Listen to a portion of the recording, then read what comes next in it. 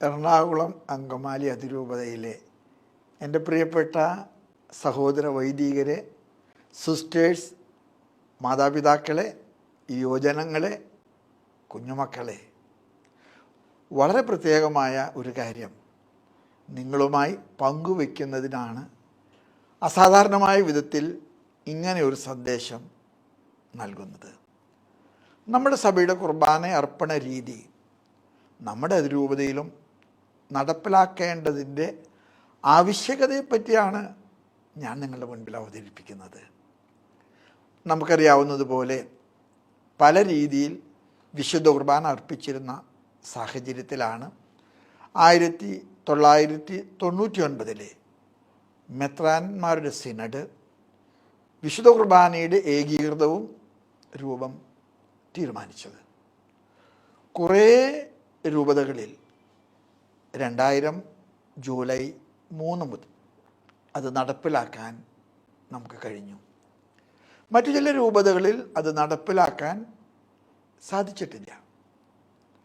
നമ്മുടെ വിശുദ്ധ കുർബാനയുടെ ക്രമം നവീകരിക്കുന്നതോടൊപ്പം 1999 സിനഡിൻ്റെ തീരുമാനം സഭ മുഴുവനിലും നടപ്പാക്കാനുള്ള നടപടികൾ സ്വീകരിക്കാൻ പൗരസ്ത്യ സഭകൾക്കായുള്ള കാര്യാലയം നമ്മോട് ആവശ്യപ്പെട്ടു.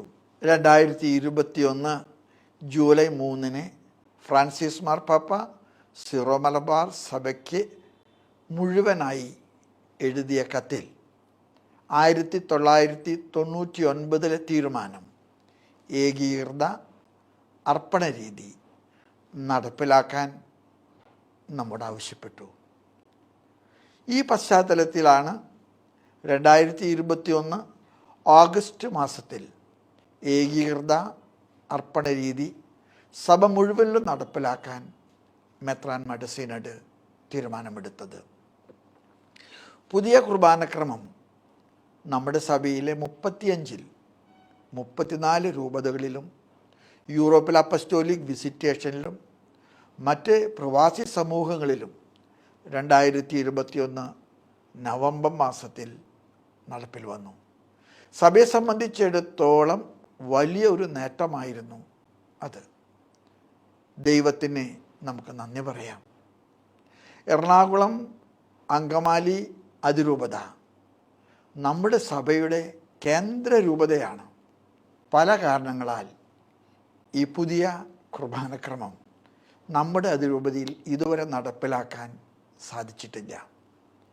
എന്നാൽ ഇത് നമ്മുടെ അതിരൂപതയിലും നടപ്പിലാക്കേണ്ട സമയമായി.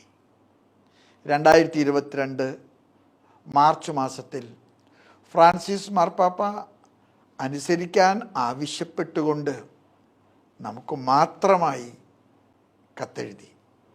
പരിശുദ്ധ പിതാവിൻ്റെ ഭാഗത്ത് നിന്ന് വലിയ സ്നേഹമാണ് അതിലൂടെ നമ്മുടെ അതിരൂപതയോട് പ്രകടിപ്പിച്ചത്.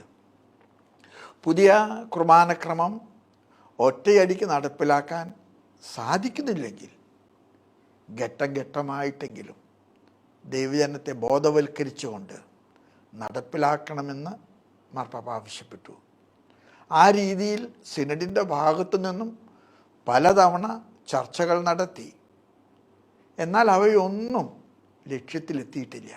പിന്നീട് മാർപ്പാപ്പ തൻ്റെ പ്രത്യേക പ്രതിനിധിയെ അയച്ചു. ആർച്ച് ബിഷപ്പ് സിറിൽ വാസിൽ പിതാവും മാർപ്പാപ്പയുടെ മനസ്സ് നമ്മളെ വ്യക്തമായി ധരിപ്പിച്ചു. സങ്കടകരമെന്ന് പറയട്ടെ, പിന്നെയും പലവിധ തടസ്സങ്ങളാണ് ഉന്നയിക്കപ്പെട്ടത്. നമ്മുടെ സഭയോടുള്ള സ്നേഹം മൂലം ഫ്രാൻസിസ് മാർപ്പാപ്പ 3ാമതും ഇടപെട്ടു. ഇത്തവണ വീഡിയോ സന്ദേശത്തിലൂടെയായിരുന്നു അത്. 2023 ഡിസംബർ 7 മാർപ്പാപ്പ നമ്മളോട് വ്യക്തമായി അനുസരണം ആവശ്യപ്പെട്ടു. 2023 ഡിസംബർ 25 മുതൽ നമ്മുടെ അതിരൂപത മുഴുവനിലും ഏകീകൃത വിശുദ്ധ കുർബാന അർപ്പണ രീതി നടപ്പിലാക്കാൻ മാർപ്പാപ്പ അതിരൂപതയോട് നിർദ്ദേശിച്ചു. അനുസരിച്ചില്ലെങ്കിൽ നമ്മൾ കത്തോലിക്കാ സഭയുടെ കൂട്ടായ്മയിൽ നിന്ന് പുറത്താകുമെന്ന് പോലും മാർപ്പാപ്പ സ്നേഹത്തോടെ നമ്മളോട് പറഞ്ഞത് നമ്മൾ മറക്കരുത്. എന്നാൽ അതും പല കാരണങ്ങളാൽ നടപ്പിലായില്ല. 2024 ജനുവരി മാസത്തിലെ സിനഡ് ശേഷം സിനഡിൽ പങ്കെടുത്ത എല്ലാ പിതാക്കന്മാരും ഒരുമിച്ച് ഏകീകൃത കുർബാനക്രമം നടപ്പിലാക്കാൻ നമ്മുടെ അതിരൂപതയോട് അഭ്യർത്ഥിച്ചിരുന്ന കാര്യവും നിങ്ങൾ ഓർക്കുമല്ലോ. മേജർ ആർച്ച് ബിഷപ്പിൻ്റെ ഉത്തരവാദിത്തം ഏറ്റെടുത്ത ശേഷം പരിശുദ്ധ പിതാവിനെ കാണുന്നതിന് വേണ്ടി റോമിലേക്ക് പോകുന്നതിന് മുൻപ് നമ്മുടെ അതിരൂപതയോട് ഞാൻ ഒരു അഭ്യർത്ഥന കൂടെ നടത്തി. നമ്മുടെ സാഹചര്യങ്ങളെല്ലാം കണക്കിലെടുത്ത് ഘട്ടം ഘട്ടമായി ആണെങ്കിലും സഭയുടെ ഈ പൊതു തീരുമാനം നടപ്പിലാക്കാനുള്ള ഒരു പദ്ധതി തയ്യാറാക്കാൻ ഞാൻ അഭ്യർത്ഥിച്ചുവെങ്കിലും അത് ഫലം കണ്ടില്ല. പരിശുദ്ധ പിതാവ് ഫ്രാൻസിസ് മാർപ്പാപ്പയെ നേരിട്ട് കണ്ടപ്പോഴും പിന്നീട് മാർപ്പാപ്പ നടത്തിയ പ്രസംഗത്തിലും നമ്മുടെ അതിരൂപതയുടെ കാര്യം പരിശുദ്ധ പിതാവ് പരാമർശിക്കുകയുണ്ടായി. പിതൃസ്നേഹത്തോടെ മാർപ്പാപ്പ പറഞ്ഞത് നമ്മൾ തിരസ്കരിച്ചത് പിതാവിനെ വലിയ വേദനയുളവാക്കിയെന്ന് എനിക്ക് മനസ്സിലായി. അതേ തുടർന്ന് പൗരസ്ത്യ സഭകൾക്കായുള്ള കാര്യാലയത്തിലെ നടന്ന ഉന്നതതല യോഗത്തിൽ എറണാകുളം അങ്കമാലി അതിരൂപതയിൽ ഏകീകൃത അർപ്പണ രീതി നടപ്പിലാക്കുന്നതുമായി ബന്ധപ്പെട്ട് എടുത്ത തീരുമാനങ്ങളാണ് നമ്മുടെ അതിരൂപതയുടെ അപ്പസ്റ്റോലിക് അഡ്മിനിസ്ട്രേറ്റർ ബോസ്കോ പുത്തൂർ പിതാവും ഞാനും കൂടി നൽകിയിരിക്കുന്ന സർക്കുലറിൽ പറഞ്ഞിരിക്കുന്നത്. ഇതുമായി ബന്ധപ്പെട്ട ഓൺലൈനിൽ പ്രത്യേകമായി വിളിച്ചുകൂട്ടിയ സിനഡിൻ്റെ 2 ദിവസത്തെ സമ്മേളനത്തിൽ വീണ്ടും ഈ വിഷയം ചർച്ചയായി. ഒരിക്കൽ കൂടി ഘട്ടം ഘട്ടമായി എന്നാൽ അനന്തമായി നീളാതെ കുർബാനക്രമം നടപ്പിലാക്കുന്നതിന് വേണ്ട നിർദ്ദേശങ്ങളും സിനഡിൻ്റെ തീരുമാനപ്രകാരം സിനഡാനന്തര അറിയിപ്പിലൂടെ നൽകിയിട്ടുള്ളതാണ്. ഒരു പൗരസ്ത്യ സഭ എന്ന നിലയിൽ വിശുദ്ധ കുർബാന അർപ്പണം സഭയുടെ ജീവനാഡിയാണ്. ആരാധനാക്രമത്തിൽ ഐക്യമാണ് കൂട്ടായ്മയുടെ അടിസ്ഥാനം.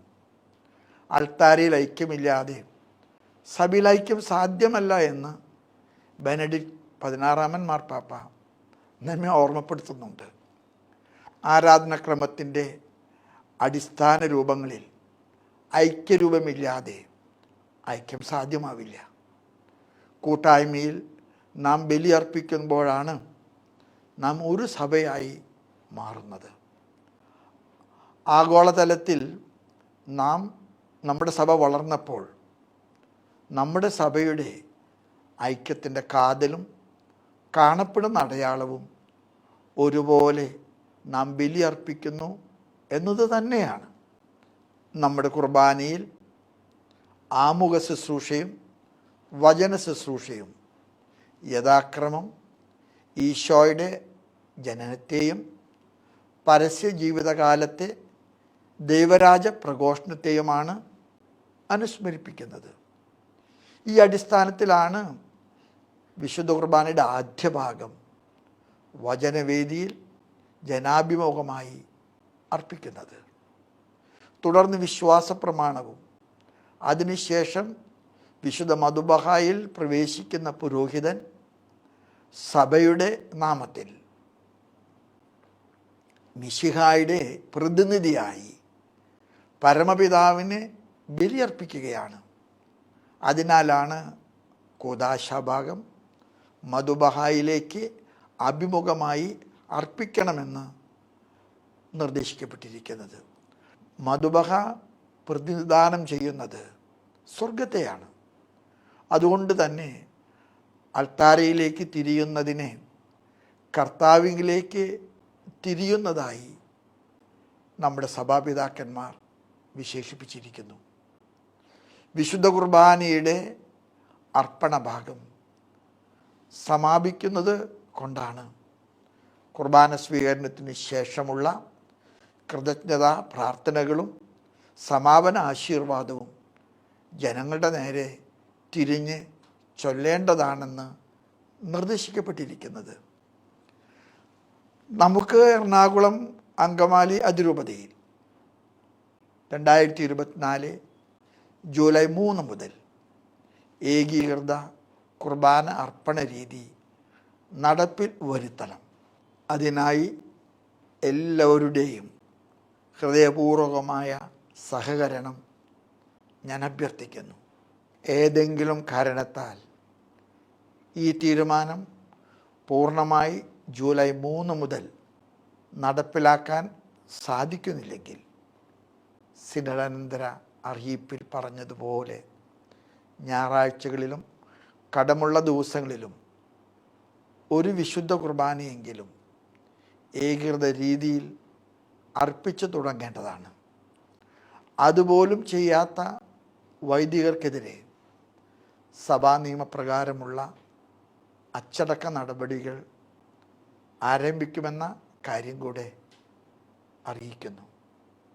വിശുദ്ധ കുർബാന അർപ്പണത്തിന് എല്ലാവരും ബേമ ഉപയോഗിക്കണം. സർക്കുലറിൽ പറഞ്ഞിരിക്കുന്ന മറ്റെല്ലാ കാര്യങ്ങളും വിശ്വസ്തയോടെ അനുസരിക്കാൻ ഞാൻ സ്നേഹത്തോടെ നിങ്ങളെ ഓർമ്മിപ്പിക്കുന്നു.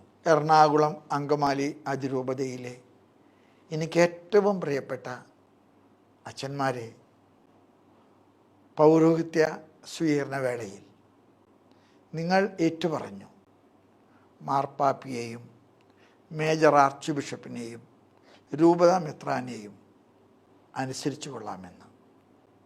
അനുസരിക്കേണ്ട സമയമാണിത്. പ്രിയപ്പെട്ട സമർപ്പിതരെ, അനുസരണവ്രതത്തിൻ്റെ വിശുദ്ധി നഷ്ടപ്പെടുത്താതെ സാക്ഷ്യം നൽകേണ്ട സമയമാണിത്. പ്രിയാത്മായ സഹോദരങ്ങളെ, സഭാമാതാവിൻ്റെ നല്ല മക്കളായി വ്യാപരിച്ചുകൊണ്ട് സഭാഗാത്രത്തെ സംരക്ഷിക്കേണ്ട സമയമാണിത്. 2000 വർഷത്തിൻ്റെ ഇടമുറിയാത്ത കത്തോലിക്ക വിശ്വാസ പാരമ്പര്യം സ്വന്തമായിട്ടുള്ളവരാണ് നാം. ഒരാൾ പോലും ഈ കൂട്ടായ്മയിൽ നിന്ന് പുറത്തു പോകാൻ ഇടയാകരുതേ എന്നതാണ് എൻ്റെ പ്രാർത്ഥന. കുർബാന അർപ്പണത്തിൻ്റെ കാര്യത്തിൽ സഭയെ അനുസരിക്കാതെ പുറത്തു പോയാലും മാർപ്പാപ്പയുടെ കീഴിൽ ഒരു സ്വതന്ത്ര സഭയായി തുടരാമെന്ന വ്യാജ പ്രചരണം ശ്രദ്ധയിൽപ്പെട്ടിട്ടുണ്ട്. യാഥാർത്ഥ്യത്തിന് നിരക്കാത്ത ഇത്തരം പ്രചരണത്തിൽ വിശ്വസിച്ച് അനുസരണക്കേടിൽ തുടരാതിരിക്കാൻ എല്ലാവരും ജാഗ്രത പുലർത്തണം. പ്രിയപ്പെട്ട അതിരൂപതാംഗങ്ങളെ, പിതൃസഹജമായ വാത്സല്യത്തോടും കരുതലോടും ഉത്കണ്ഠയോടും കൂടെ ഞാൻ നിങ്ങളോട് അഭ്യർത്ഥിക്കുന്നു. അനുസരണം വഴിയായി സഭാ കൂട്ടായ്മയിൽ നിങ്ങളെല്ലാവരും നിലനിൽക്കണം.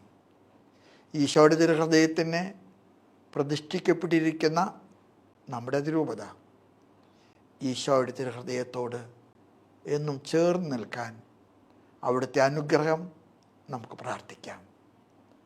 നമ്മുടെ അമ്മയായ പരിശുദ്ധ കന്യകാ മാതാവും സഭയുടെ സംരക്ഷകനായ മാർ യോസേപ്പ് പിതാവും നമ്മുടെ പിതാവായ മാർ തോമാസ് ശ്ലീഹായും നമ്മുടെ സഭയിലെ എല്ലാ വിശുദ്ധരും വാഴ്ത്തപ്പെട്ടവരും നമുക്ക് വേണ്ടി മാധ്യസ്ഥം വഹിക്കട്ടെ.